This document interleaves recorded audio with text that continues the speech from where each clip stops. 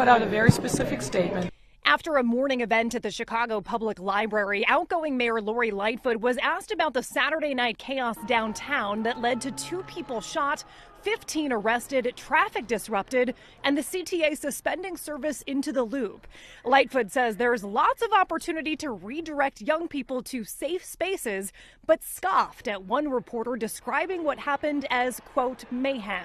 And here's the thing, the vast majority of the young people that came downtown because it was a great weather and an opportunity to enjoy the city. That's absolutely entirely appropriate. There are a few that came with different intentions, and they have and they will be dealt with.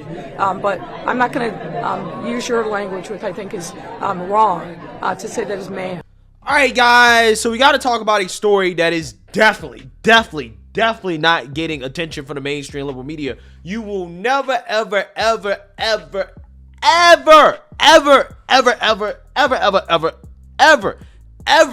see a story like this covered on CNN, MSNBC, ABC, NBC. You will never see a story like this covered on the mainstream liberal media, because this story right here definitely does not fit the narrative. As there's a video going viral of a white woman in Chicago getting absolutely mauled and beat up by black teenagers the same night that these teenagers basically ravaged and rioted in downtown Chicago, causing a whole lot of destruction and almost death, as a few people were shot. Now, again, this video is going viral, and as you can see here, here's a screenshot from the video. Now, I'm not gonna play the video on YouTube because, you know, it has violence in it, but I will play it on Rumble. And because this video is not a very YouTube friendly topic, it probably won't be monetized. Therefore, we need to have a word from the sponsor of this video, who I'm very grateful for, Noble Gold. The second and third largest bank runs in history happened last month, and the federal government is taking steps to secure all deposits, because, you know, the Biden administration, the last thing they want is another banking crisis under his administration coming up before the election. And you know what that means? The Democrats love to spin their way out of any problem, which means more money printing. Thousands have approached Noble Gold Investments to secure their wealth with gold. Gold is the most stable asset outside of government control. Hurry and go to noblegoldinvestments.com to secure your wealth and get a free 5-ounce America the Beautiful coin if you qualify. noblegoldinvestments.com, noblegoldinvestments.com.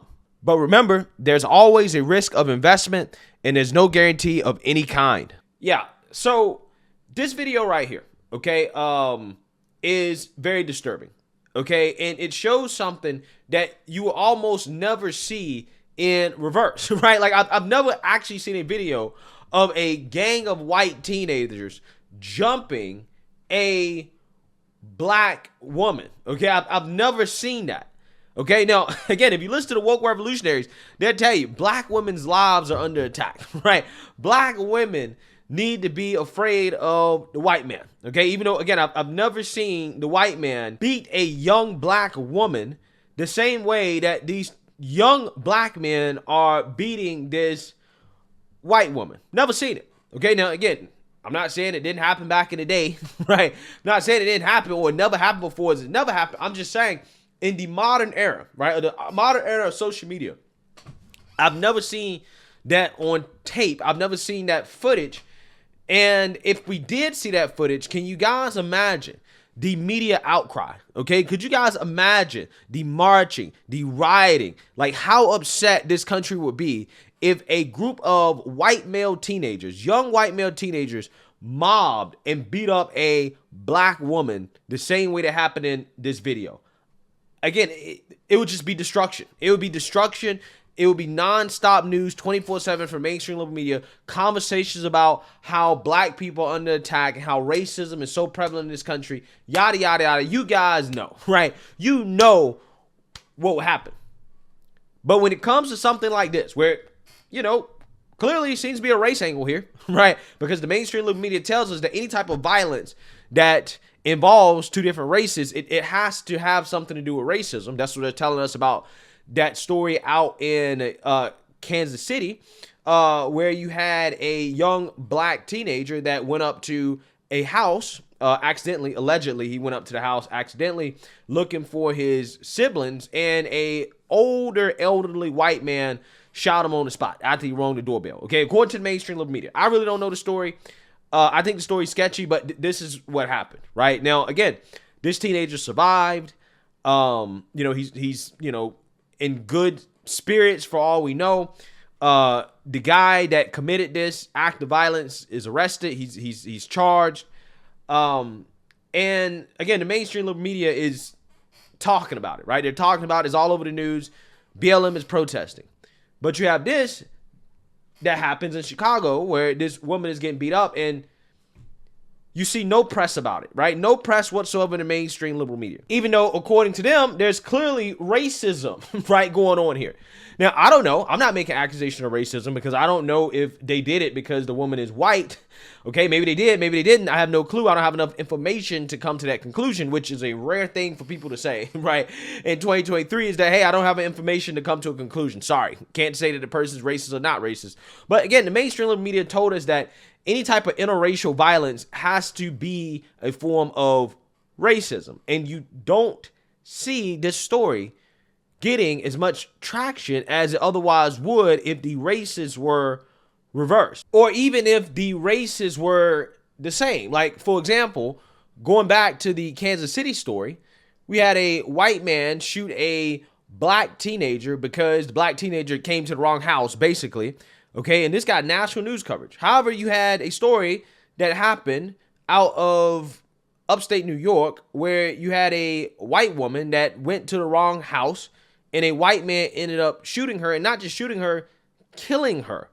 And I'm pretty sure this is probably the first time you guys have heard about this story. Take a look. For New York over the weekend, that is a rural part of the state. It's important to kind of keep that in mind because what happened was, according to the sheriff's department, is Kaylin, along with 3 of her friends, they were in a car looking for a friend's house when they didn't have GPS because of cell service in that area. They pulled into the house of this suspect, 65-year-old Kevin Monahan, didn't get out of the car, didn't have any interaction with Monahan, and started to actually leave the house, the driveway, when Monahan, according to authorities, came out, got on the porch and shot 2 shots at the car, hitting the car and hitting Gillis. It took the friends a little while, 5 miles they had to drive in order to get cell phone service, to call 911. Paramedics arrived to the area where they were able to park, and they tried to resuscitate Gillis, but she died there at the scene. Now, the sheriff actually knew the Gillis family. It seems like he knew Gillis herself. And he talked a little bit about her, saying how she was just a lovely, lovely young woman from a lovely family. And he talked more about the senselessness of this tragedy. Take a listen. They're young adults.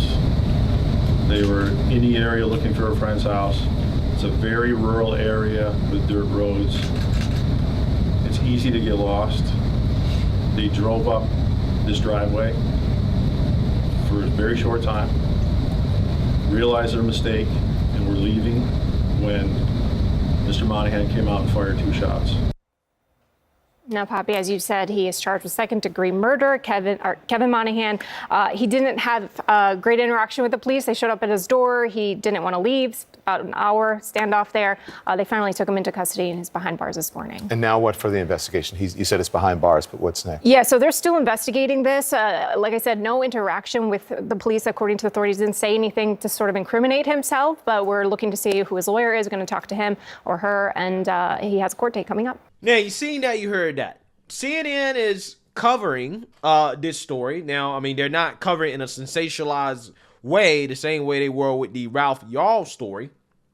But they're covering it a little bit. Mainstream liberal media is covering it a little bit. But I'm pretty sure you guys, most of you haven't heard about it because there's not wall-to-wall coverage of the story the same way there was for the Ralph Yarl story.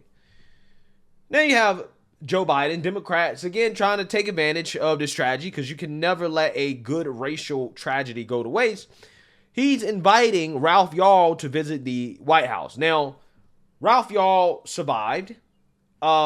Again, his injuries were probably traumatic. Okay, obviously it's a terrible situation. And that guy should be brought to justice if he actually wasn't acting in self-defense. Now, we really don't know exactly what the situation was. We don't know, but, you know, he's been charged. We'll see what happens. However, to me, that's not as tragic of a story as the story that we just talked about with the young woman who happened to be white that was shot and killed basically in the same situation. The exact same situation. Now, do you think that she's going to get an invite to the White House, or her family's going to get an invite to the White House, or her friends that were involved in it? Do you think that the Biden administration is going to invite them to the White House? I don't think they're going to get an invite to the White House. Do you think that the white woman that was beat up by the black teens is going to get an invite to the White House? Probably not. But if the roles were reversed, okay, it was a black woman getting beat up by white teenage boys, do you think that she would be getting an invite to the White House? It's almost guaranteed that she would be getting an invite to the White House. What about the Christian children and family members that were affected by the mass shooting by the transgender individual 2 weeks ago in Nashville? Are they getting an invite to the White House? No, of course not. The Democrats only cared about them as much as they could push their propaganda about gun control, okay, and to rally and to fundraise off of that. Kamala and the Biden administration gave no F's whatsoever about the Christian families that are still suffering from that tragedy that happened, because who knows, that individual may have been radicalized by the rhetoric of the Biden administration, the mainstream liberal media, when it comes to this fake war against trans rights that the mainstream liberal media claims exist, right? Again, it's just amazing how that works. It's amazing who gets the attention and who doesn't. Who does society care about and who they don't care about? It's absolutely amazing. But yet, you have a group of people in this country that will complain about being oppressed. Okay, they're oppressed and the system is against them, and you know, people don't care about them, et cetera, et cetera. But every time you look, you know, I'm saying that a lot of the system is actually in their favor, whether that comes to affirmative action, who gets media coverage, okay, when they are shot and killed by a person of another race, right? All types of other initiatives going on in corporate America, like diversity, equity, and inclusion. You see what I'm saying? Like, it seems to me that the people that are supposed to be the most oppressed in this country seem to actually be the most privileged in a number of ways. But that's never the narrative that you hear. That's never what is presented to you from the mainstream liberal media. No, it's actually the white man that is oppressing everybody else. But nobody gives a damn when the white man is a victim of police brutality, right? When he gets hot lead put in him for no reason. Like, for example, this story right here. And some breaking news to get to tonight. An officer-involved shooting in Farmington, New Mexico that happened last week. Police have released body cam footage from the moments that led to the shooting of a man after officers approached the wrong home. Now, here's how it started. On April 5th, 3 officers showed up at Robert Dotson's doorstep. They thought they were responding to a domestic violence call, but they went to the wrong house. Police say that 52-year-old Mr. Dotson opened the door with a firearm, which resulted in a shootout and his untimely death. Now, Farmington police have redacted identities from the body cam footage they released tonight. We're playing it for you right now, once at normal speed, once slowed down, but a warning, the footage you're about to see might be difficult to watch. Don't tell me I'm wrong.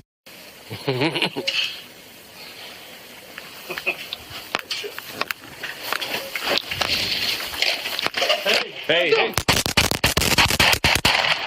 Shots fired.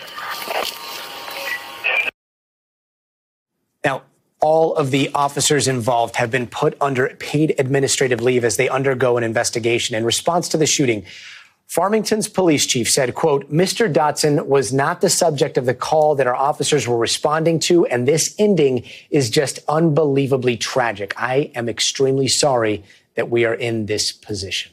Yeah, so again, just imagine if that was a black man or a black woman that stepped outside of their house with a firearm because they didn't know who was ringing on their doorbell, right? Who was trying to enter their facility. You know, you come outside and you see a bunch of people with guns and, you know, you raise your firearm to defend yourself and you just get shot and killed. Can you imagine what the narrative would be?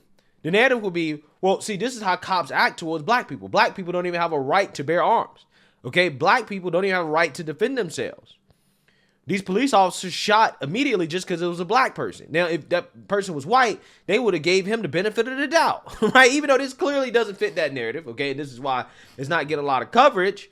But this is a prime example that is not the case, okay? That this is a case of police brutality that, in my opinion, would have gone viral, okay? It would have been something everybody be talking about had the victim been black. Again, it's just amazing how this works. It's amazing what stories get national news attention and which stories don't. Which stories we're talking about, which stories we're not talking about. It's not based off severity. It really is based off clicks, okay? The potential for clicks and likes. And of course, the agenda as well too, right? The race war that the mainstream liberal media so desperately wants, okay? That's what it's about. Clicks, likes, and the agenda. Let me know what you guys think. Make sure you like, comment, subscribe. Most importantly, share a black conservative perspective. Peace.